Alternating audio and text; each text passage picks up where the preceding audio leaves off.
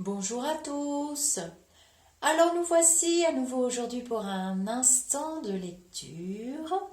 Vous n'avez pas besoin de voir tout le temps ma tête. D'ailleurs j'ai une tête de loup en ce moment. Et donc je me suis dit que je privilégiais le son aujourd'hui. Donc j'ai du matériel sur la tête. Je suis harnachée comme un cosmonaute. Et normalement vous devriez avoir un son qui est plutôt pas mauvais. Aujourd'hui, dans cet instant de lecture, j'avais très envie de partager avec vous un extrait d'Antoine de Saint-Exupéry. Je failli dire Saint-Exupéry Antoine, enfin bon bref, c'est pas grave. Parce que on connaît beaucoup de petites citations de ci, de là, mais en fait, on ne sait pas la plupart du temps, tiens, Saint-Exupéry, Saint-Exupéry par-ci, Saint-Exupéry par-là. Il a écrit de nombreux ouvrages et pour moi, Saint-Exupéry, ça reste quand même quelqu'un de connecté et de visionnaire. Donc aujourd'hui, je vais vous lire un extrait de Terre des Hommes, un livre qui est vraiment d'actualité aujourd'hui, plus que jamais. Je me suis dit, dans tous les livres que j'aime de lui, on connaît très bien Le Petit Prince, mais voilà, il a quand même écrit pas mal d'ouvrages. L'Aviateur en 1926, Courrier du Sud en 29, Vol de nuit en 31, Terre des Hommes en 39, Pilote de guerre en 42, Lettre à un otage en 43, Le Petit Prince 1943, Citadelle en 48, Lettre de jeunesse, etc., etc. Et les écrits de guerre évidemment. Donc il était pilote, notre syntaxe dans l'aéropostale, un mec de caractère, une personne formidable qui a laissé des traces, je pense, pour longtemps. Et je trouve qu'il avait sa pleine place dans notre chaîne, au-delà du spirituel. Parce que là, vraiment, dans ce livre-ci, donc j'ai commencé la lecture, on est vraiment au-delà. Donc Terre des Hommes est un recueil d'essais autobiographiques d'Antoine de Saint-Exupéry, paru en février 39 en France, où il reçoit le Grand Prix du roman de l'Académie française, puis aux États-Unis en juin, sous le titre Wind, Sand and Stars. Il a reçu le National Book Award en 1939. Je me la pète un peu avec mon anglais, qui est vraiment du franglais, comme beaucoup de Français. Bon. Dans cette œuvre autobiographique, Saint-Exupéry évoque une série d'événements de sa vie, surtout son travail pour l'aéropostale. L'élément central de son récit, c'est son accident avec son navigateur, André Prévost, enfin de nos jours on dirait aviateur. Dans le Sahara libyen, en 1935, les deux hommes ayant failli mourir de soif sont sauvés in extremis par un bédouin qui les a aperçus de loin. Saint-Ex y donne clairement les clés de son humanisme. Je cite: Quant à toi qui nous sauves, bédouin de Libye, tu t'effaceras cependant à jamais de ma mémoire. Je ne me souviendrai jamais de ton visage. Tu es l'homme et tu m'apparais avec le visage de tous les hommes à la fois. Tu ne nous as jamais dévisagés et tu nous as reconnus. Tu es le frère bien-aimé et à mon tour, je te reconnaîtrai dans tous les hommes. Donc avant de commencer son récit, l'auteur salue Henri Guillaumet, son collègue de l'aéropostale. Henri Guillaumet, mon camarade, je te dédie ce livre. Les événements racontés alimentent des réflexions sur un certain nombre de thèmes. Donc dans ce livre, l'amitié, la mort, l'héroïsme, la quête de sens et de vérité. Saint-Ex exprime particulièrement dans cette œuvre ses valeurs humanistes. C'est dans ce livre qu'apparaît la phrase, entre guillemets, c'est Mozart assassiné, écrite à propos d'un enfant renvoyé dans son pays d'origine et qui inspirera un roman de Gilbert Cepspron, c'est Mozart qu'on assassine. Voilà, alors je vais commencer la lecture de ce livre paru aux éditions Gallimard le 6 février 1939. Terre des hommes. À Henri Guillaumet, mon camarade, je te dédie ce livre.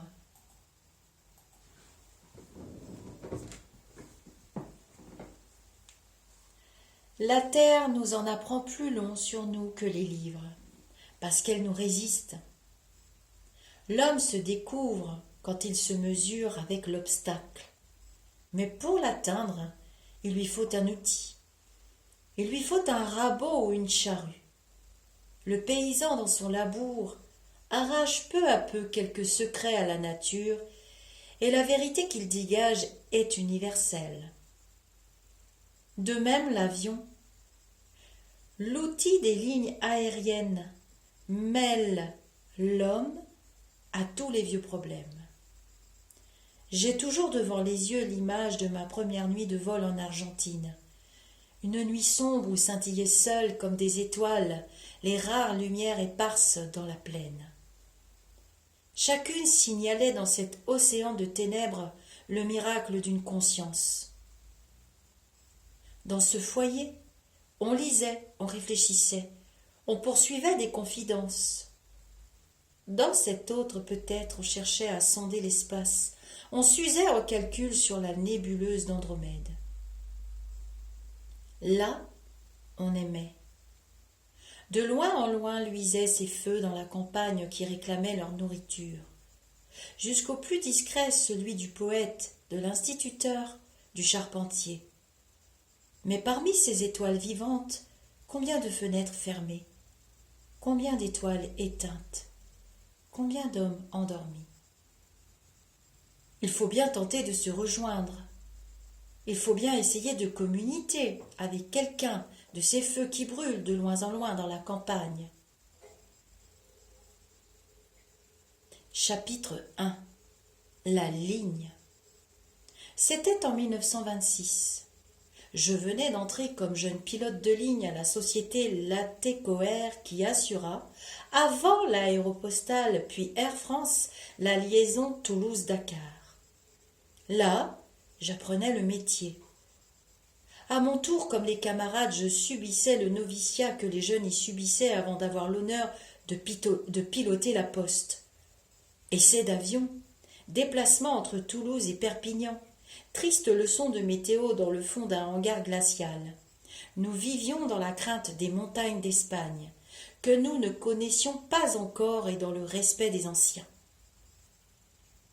Ces anciens, nous les retrouvions au restaurant, bourrus, un peu distants, nous accordant de très haut leurs conseils. Et quand l'un d'eux, qui rentrait d'Alicante ou de Casablanca, nous rejoignait en retard, le cuir trempé de pluie, et que l'un de nous timidement l'interrogeait sur son voyage, ses réponses brèves, ces jours de tempête, nous conduisaient à un monde fabuleux, plein de pièges, de trappes, de falaises brusquement surgies et de remous qui eussent déraciné des cèdres. Des dragons noirs défendaient l'entrée des vallées. Des gerbes d'éclairs couronnaient les crêtes. Ces anciens entretenaient avec science notre respect. Mais de temps à autre, respectable pour l'éternité, l'un d'eux ne rentrait pas. Je me souviens ainsi d'un retour de Bury, qui se tua depuis dans les Corbières. Ce vieux pilote venait de s'asseoir au milieu de nous et mangeait lourdement sans rien dire, les épaules encore écrasées par l'effort. C'était au soir de l'un de ces mauvais jours où, d'un bout à l'autre de la ligne, le ciel est pourri, où toutes les montagnes semblent aux pilotes rouler dans la crasse comme ces canons aux amas rompus qui labouraient le pont des voiliers d'autrefois. Je regardais Bury, j'avalais ma salive et me hasardais à lui demander enfin si son vol avait été dur. Bury n'entendait pas, le front plissé, penché sur son assiette. À bord des avions découverts, par mauvais temps, on s'inclinait hors du pare-brise pour mieux voir, et les gifles de vent sifflaient longtemps dans les oreilles. Enfin Buril releva la tête.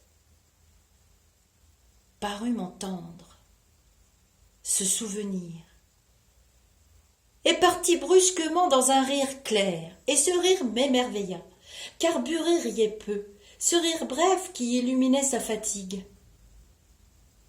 Il ne donna point d'autres explications sur sa victoire, pencha la tête et reprit sa mastication dans le silence.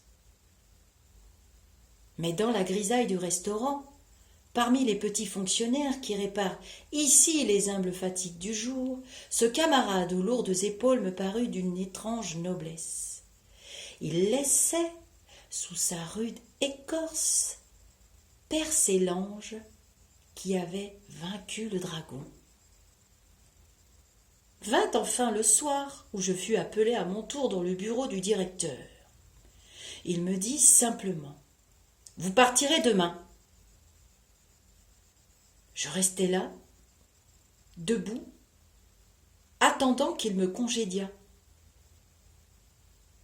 Mais après un silence, il ajouta « Vous connaissez bien les consignes ?»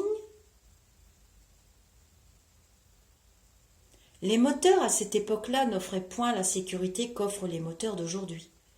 Souvent, ils nous lâchaient d'un coup, sans prévenir, dans un grand tintamarre de vaisselle brisée. Et l'on rendait la main vers la croûte rocheuse de l'Espagne qui n'offrait guère de refuge. Ici, quand le moteur se casse, disions-nous, l'avion, hélas, ne tarde guère à en faire autant. Mais un avion, cela se remplace. L'important était avant tout de ne pas aborder le roc en aveugle. Aussi, nous interdisait-on, sous peine de sanctions les plus graves, le survol des mers de nuages au-dessus des zones montagneuses. Le pilote en panne, s'enfonçant dans l'étoupe blanche, eût tamponné les sommets sans les voir. C'est pourquoi, ce soir-là, une voix lente insistait une dernière fois sur la consigne. C'est très joli de naviguer à la boussole en Espagne, au-dessus des mers de nuages. C'est très élégant, mais... Et plus lentement encore. Mais... Souvenez-vous, au-dessus des mers de nuages, c'est l'éternité. Voici brusquement ce monde calme, si uni, si simple, que l'on découvre quand on émerge des nuages, prenait pour moi une valeur inconnue. Cette douceur devenait un piège. J'imaginais cet immense piège blanc étalé, là, sous mes pieds. Au-dessous ne régnait, comme on eût pu le croire, ni l'agitation des hommes, ni le tumulte, ni le vivant charroi des villes, mais un silence plus absolu encore, une paix plus définitive. Cette glu blanche devenait pour moi la frontière entre le réel et l'irréel, entre le connu et l'inconnaissable. Et je devinais déjà qu'un spectacle n'a point de sens, sinon à travers une culture, une civilisation, un métier. Les montagnards connaissaient aussi les mers de nuages. Ils n'y découvraient cependant pas ce rideau fabuleux. Quand je sortis de ce bureau, j'éprouvai un orgueil puéril.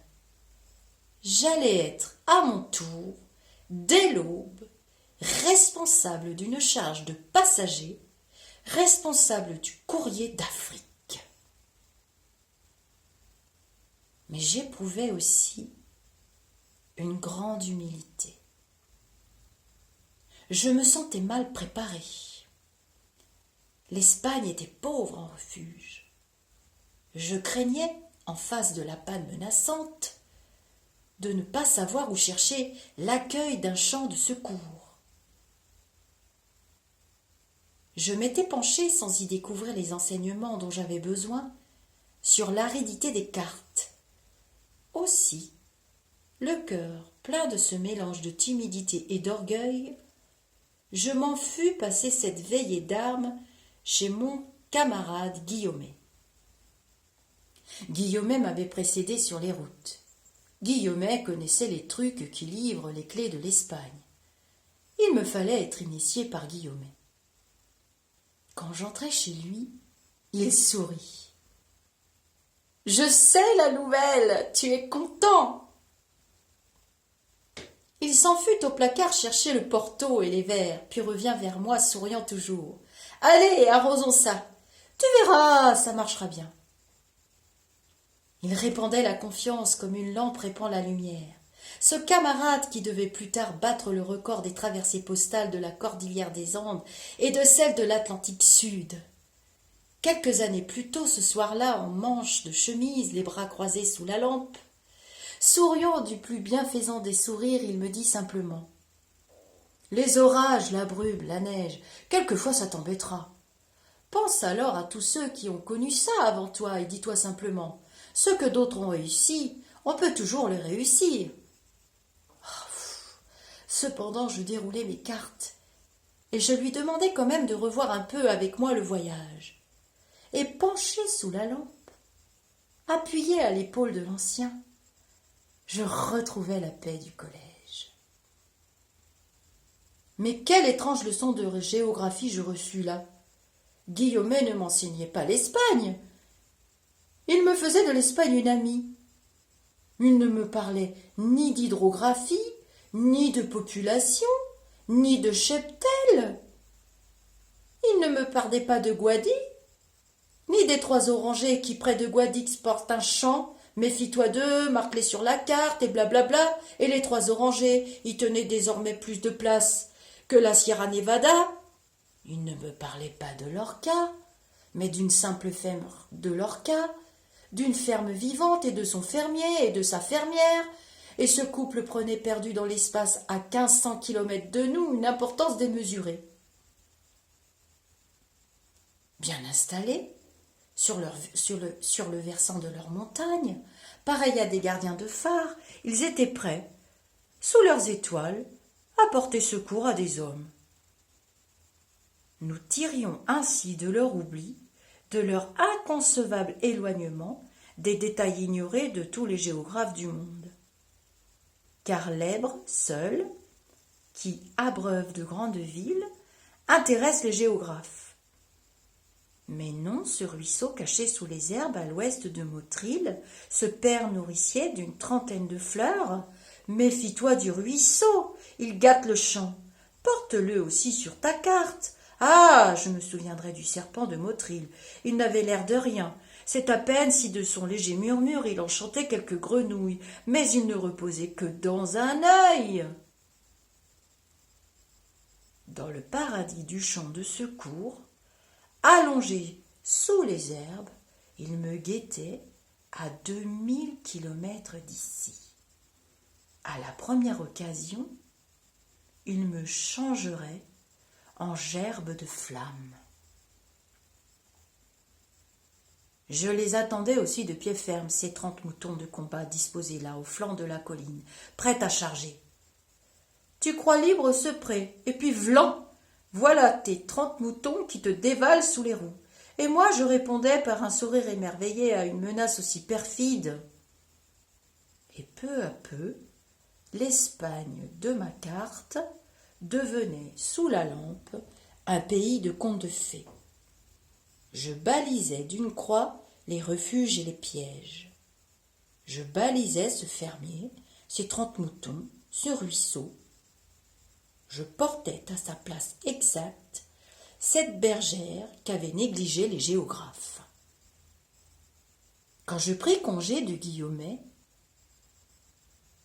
j'éprouvais le besoin de marcher par cette soirée glacée d'hiver. Je relevais le col de mon manteau, et parmi les passants ignorants, je promenais une jeune ferveur. J'étais fière de coudoyer ces inconnus avec mon secret au cœur. Ils m'ignoraient, ces barbares, mais leurs soucis, mais leurs élans, C'est à moi qu'il les confierait au lever du jour avec la charge des sacs postaux. C'est entre mes mains qu'ils se délivreraient de leurs espérances. Ainsi, emmitouflé dans mon manteau, je faisais parmi eux des pas protecteurs, mais ils ne savaient rien de ma sollicitude. Ils ne recevaient point non plus les messages que je recevais de la nuit, car elle intéressait ma chair même, cette tempête de neige qui peut-être se préparait et compliquerait mon voyage. Des étoiles s'éteignaient une à une. Comment l'eussent-ils appris ces promeneurs? J'étais seule dans la confidence. On me communiquait les positions de l'ennemi avant la bataille. Cependant, ces mots d'ordre qui m'engageaient si gravement, je les recevais près des vitrines éclairées où luisaient les cadeaux de Noël. Là semblaient exposés dans la nuit tous les biens de la terre, et je goûtais l'ivresse orgueilleuse du renoncement. J'étais un guerrier menacé. Que m'apportaient ces cristaux miroitants destinés aux fêtes du soir, ces abat-jours de lampes, ces livres? Déjà je baignais dans l'embrun, je mordais déjà pilote de ligne à la pulpe amère des nuits de vol. Il était 3 heures du matin quand on me réveilla. Je poussai d'un coup sec les persiennes, observai qu'il pleuvait sur la ville et m'habillai gravement. Une demi-heure plus tard, assis sur ma petite valise, j'attendais à mon tour sur le trottoir luisant de pluie que l'omnibus passât me prendre. Tant de camarades avant moi, le jour de la consécration, avaient subi cette même attente, le cœur un peu serré. Il surgit enfin au coin de la rue, ce véhicule d'autrefois, qui répandait un bruit de ferraille et jus droit, comme les camarades, à mon tour, à me serrer sur la banquette, entre le douanier mal réveillé et quelques bureaucrates. Cet omnibus sentait le renfermer. L'administration poussiéreuse, le vieux bureau où la vie d'un homme s'enlise. Il stoppait toutes les 500 mètres pour charger un secrétaire de plus, un douanier de plus, un inspecteur. Ceux qui déjà s'y étaient endormis répondaient par un grognement vague au salut du nouvel arrivant qui s'y tassait comme il pouvait, et aussitôt s'endormait à son tour. C'était, sur les pavés inégaux de Toulouse, une sorte de charroi triste, et le pilote des lignes, mêlé aux fonctionnaires, ne se distinguait d'abord guère d'eux. Mais les réverbères défilaient, mais le terrain se rapprochait, mais ce vieil omnibus branlant n'était plus qu'une chrysalide grise dont l'homme sortirait transfiguré. Chaque camarade, ainsi, par un matin semblable, avait senti en lui-même, sous le subalterne vulnérable, soumis encore à la hargne de cet inspecteur, naître le respectable du courrier d'Espagne et d'Afrique, naître celui qui, 3 heures plus tard, affronterait dans les éclairs le dragon de l'Hospitalet, qui 4 heures plus tard, l'ayant vaincu, déciderait en toute liberté, ayant plein pouvoir, le détour par la mer ou l'assaut direct des massifs d'Alcoy, qui traiterait avec l'orage, la montagne, l'océan. Chaque camarade, ainsi, confondu dans l'équite anonyme sous le sombre ciel d'hiver de Toulouse, avait senti par un matin semblable grandir en lui le souverain qui, 5 heures plus tard, abandonnant derrière lui les pluies et les neiges du nord, répudiant l'hiver, réduirait le régime du moteur et commencerait sa descente en plein été dans le soleil éclatant d'Alicante. Ce vieil omnibus a disparu, mais son austérité, son inconfort sont restés vivants dans mon souvenir. Il symbolisait bien la préparation nécessaire aux dures joies de notre métier. Tout y prenait une sobriété saisissante. Et je me souviens d'y avoir appris, 3 ans plus tard, sans que 10 mots eussent été échangés, la mort du pilote, l'écrivain, un des 100 camarades de la ligne qui, par un jour ou une nuit de brume, prirent leur éternelle retraite. Il était ainsi 3 heures du matin.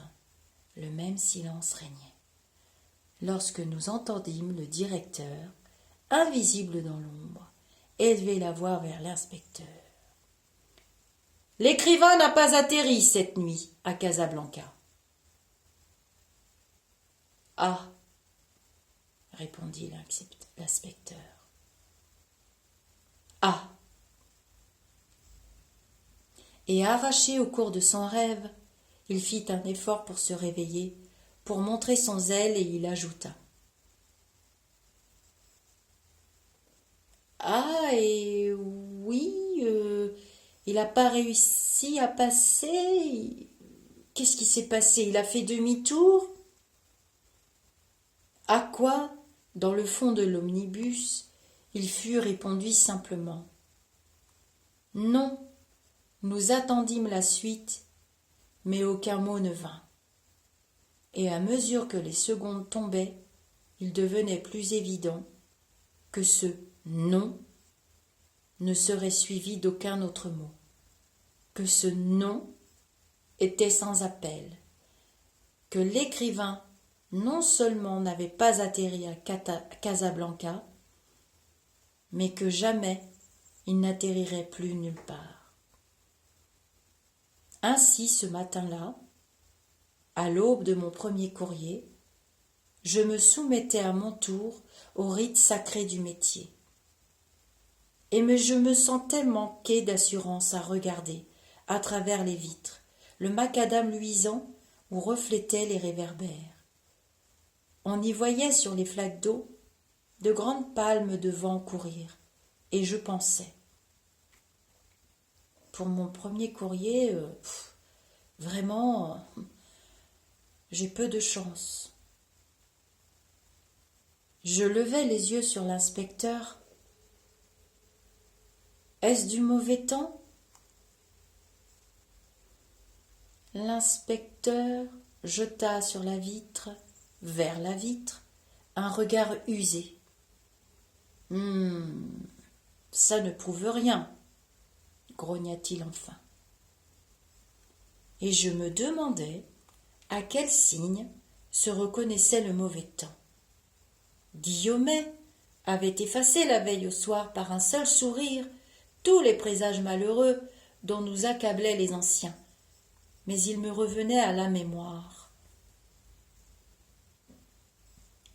Celui qui ne connaît pas la ligne, caillou par caillou, s'il rencontre une tempête de neige, je le plains.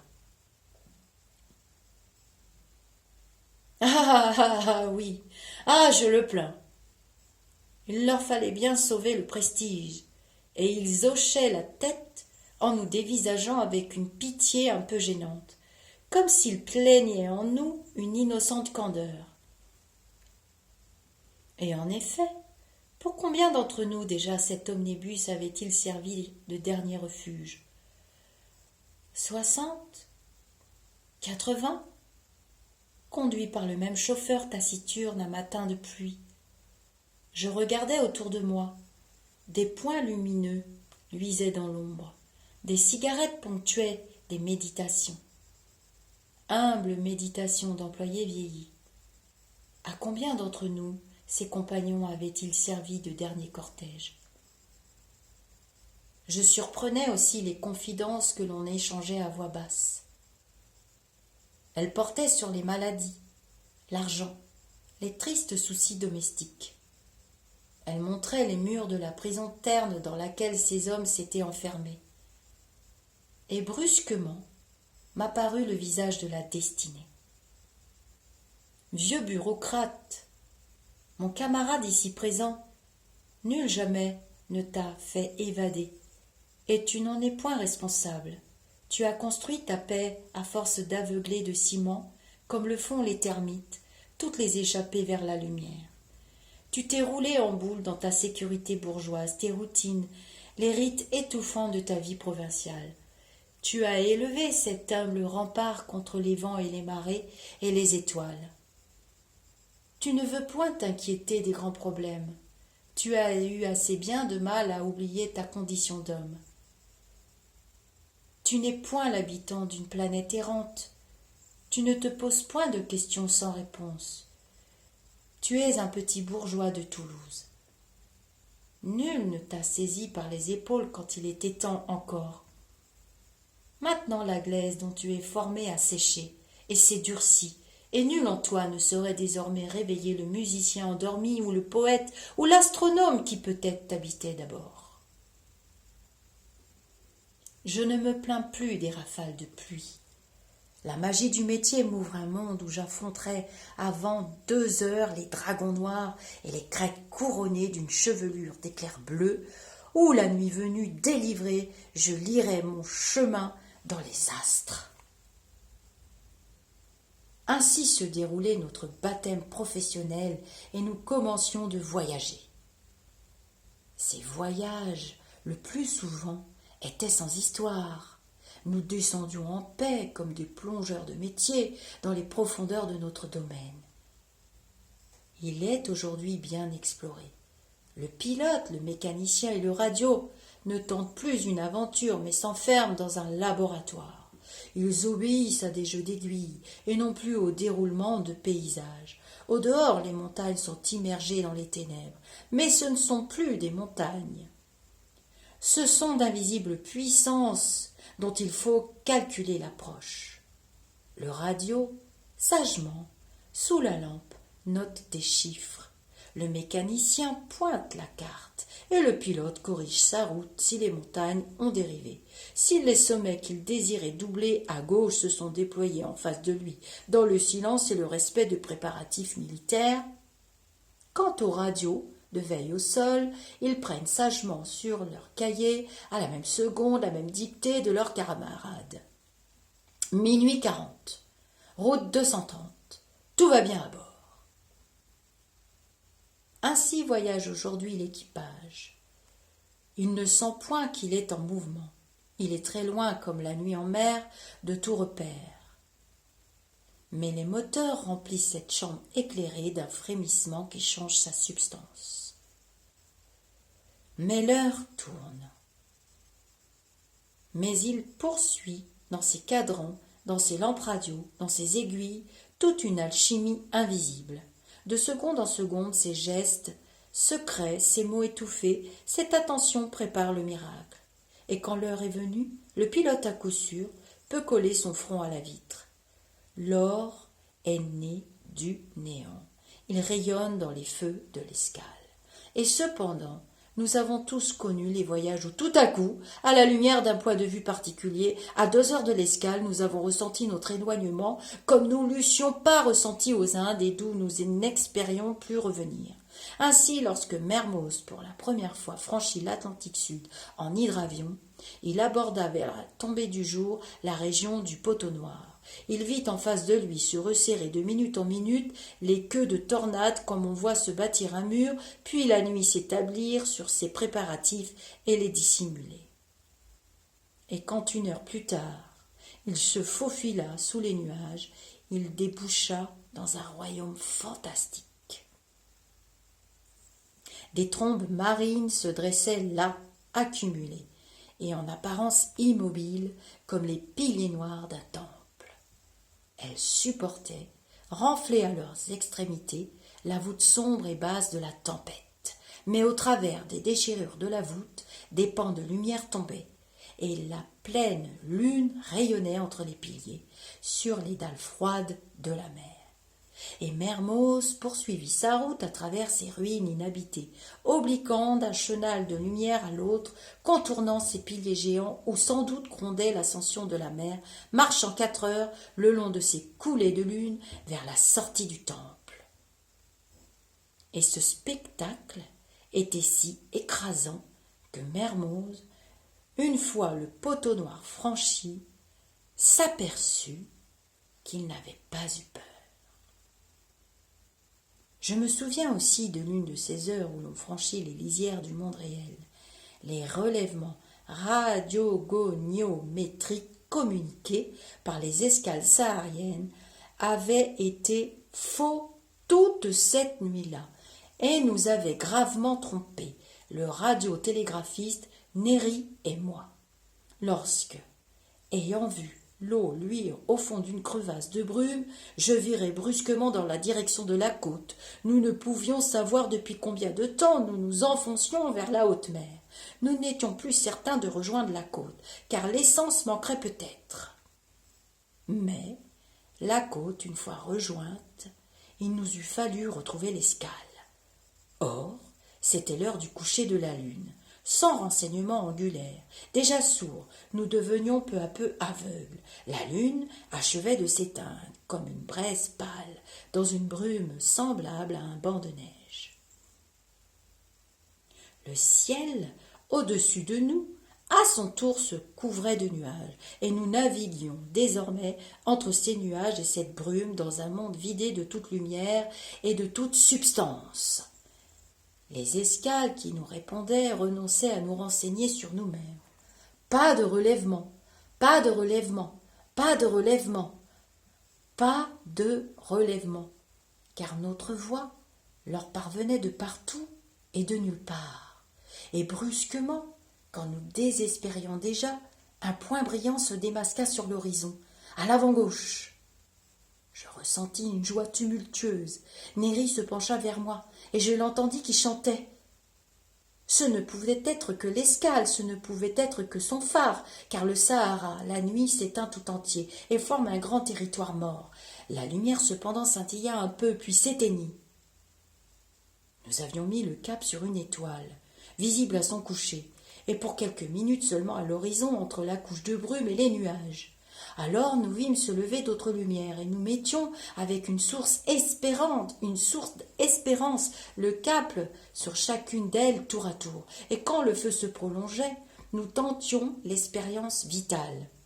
« Feu en vue !» ordonnait Néri à l'escale de Cisneros. « Éteignez votre phare et rallumez 3 fois. » Cisneros éteignait et rallumait son phare, mais la lumière dure que nous surveillions ne clignait pas.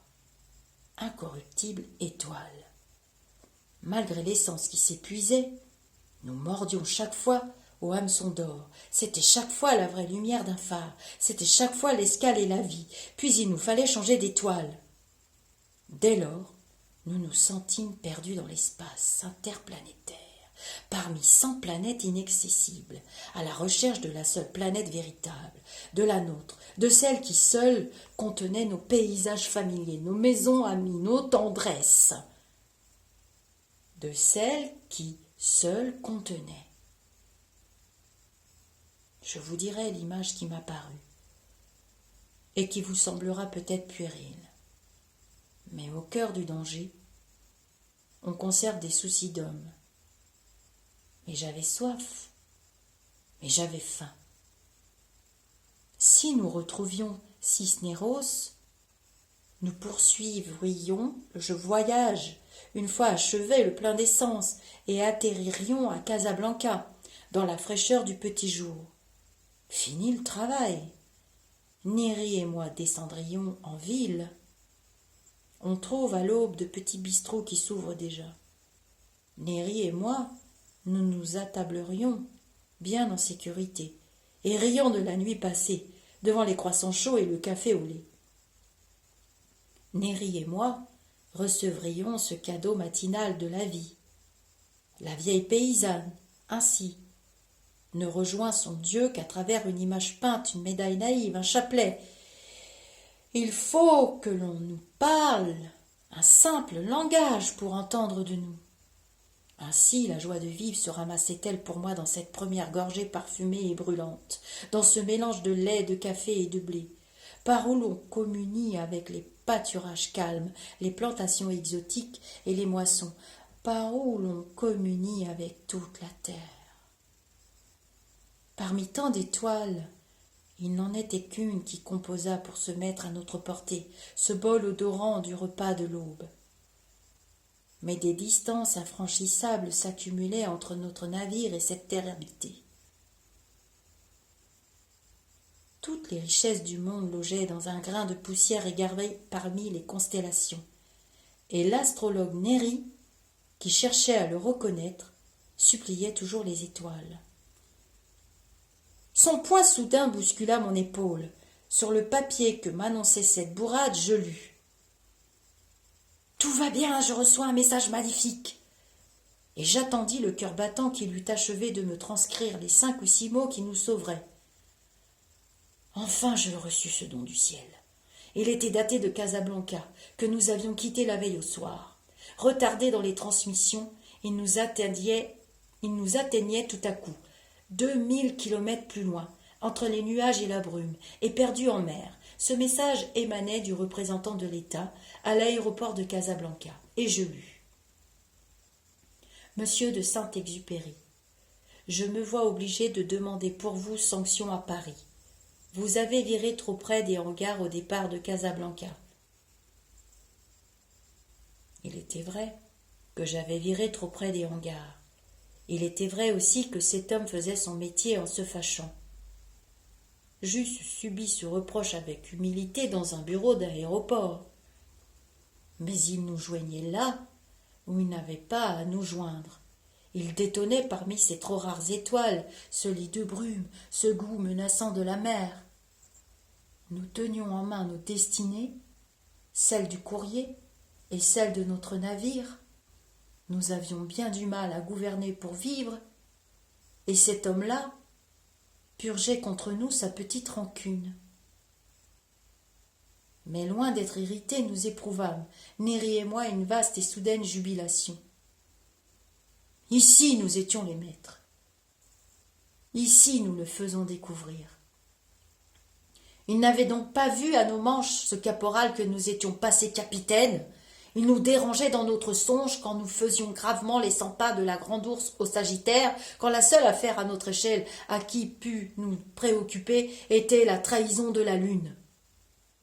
Le devoir immédiat, le seul devoir de la planète où cet homme se manifestait, était de nous fournir des chiffres exacts pour nos calculs parmi les astres.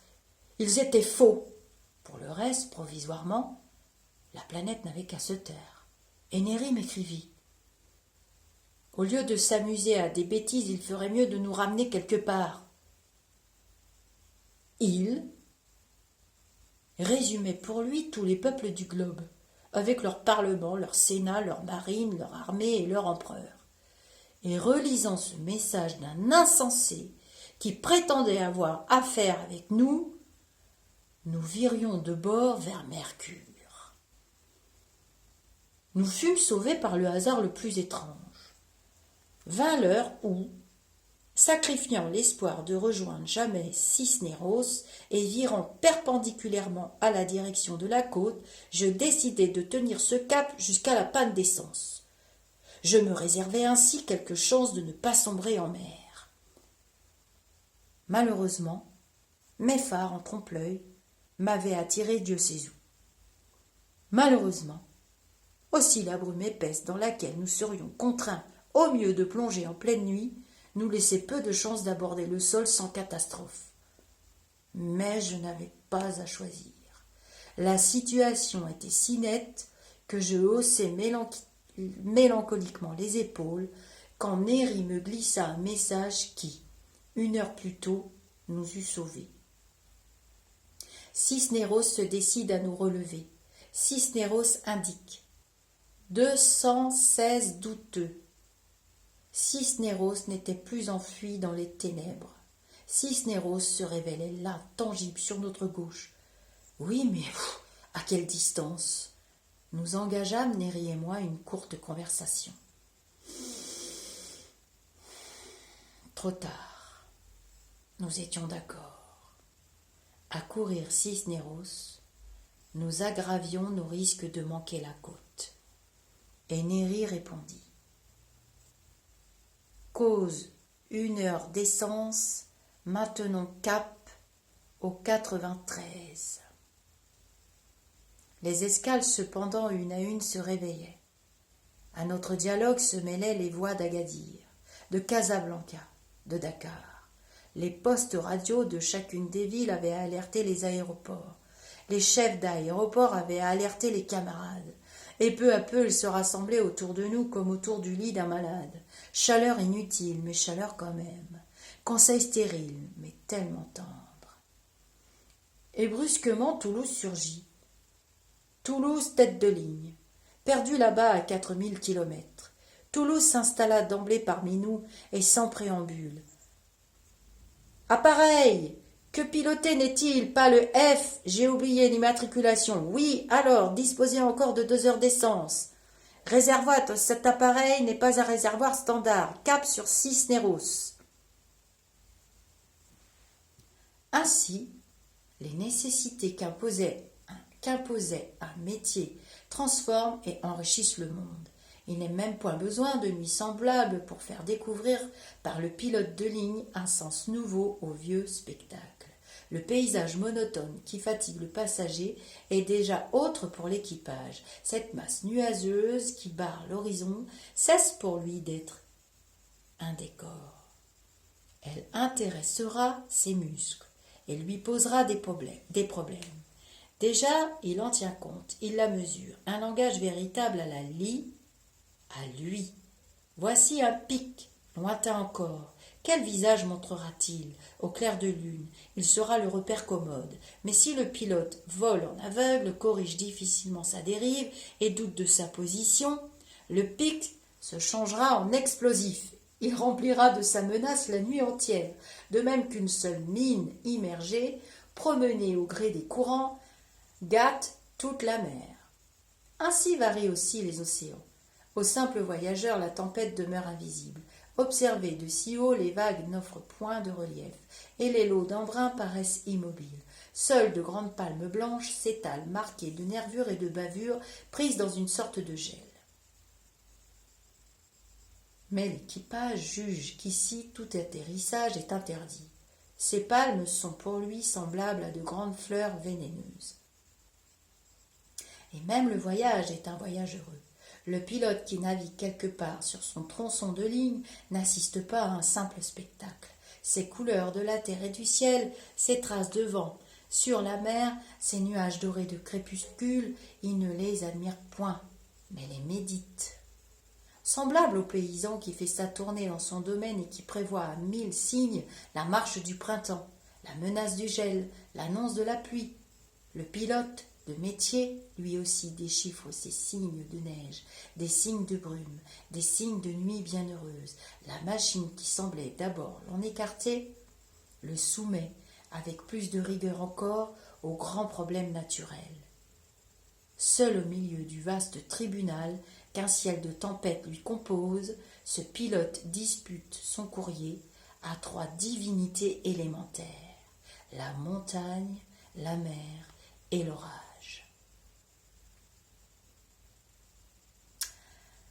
Voilà, je vous ai lu donc le premier chapitre de ce très beau livre. Je vous lirai le deuxième chapitre, je vous lirai ce livre en entier d'ailleurs. Je vous lirai le deuxième chapitre très rapidement. Je vous ai choisi cet extrait de livre parce que vous avez remarqué que ça se passe au moment des fêtes de Noël. Et moi, justement, je me suis dit, voilà, j'avais demandé des instants de lecture à mes guides. Et très bizarrement, bah voilà, ils m'ont dirigé vers Saint-Texte. Puis d'ailleurs, vous avez été nombreux à aimer les partages de textes que j'ai faits, qui sont extraits souvent du Petit Prince. Donc, je vous lirai également le Petit Prince, mais j'ai d'autres instants de lecture.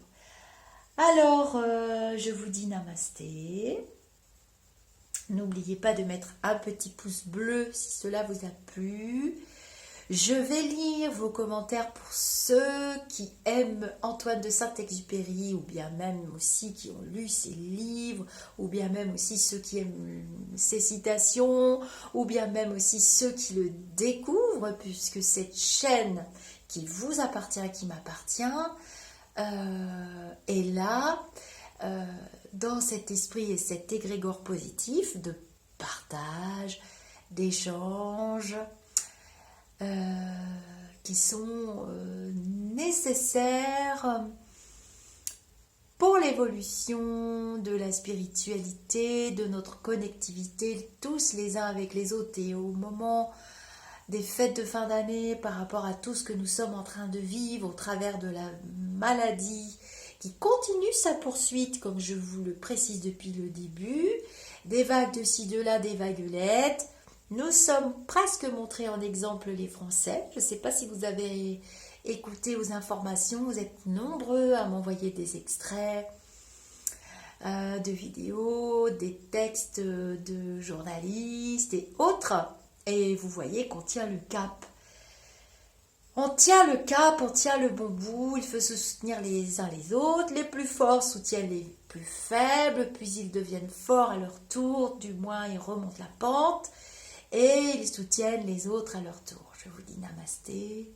Jeudi, c'est le réveillon et vendredi, c'est Noël. Très belle fête catholique pour nous.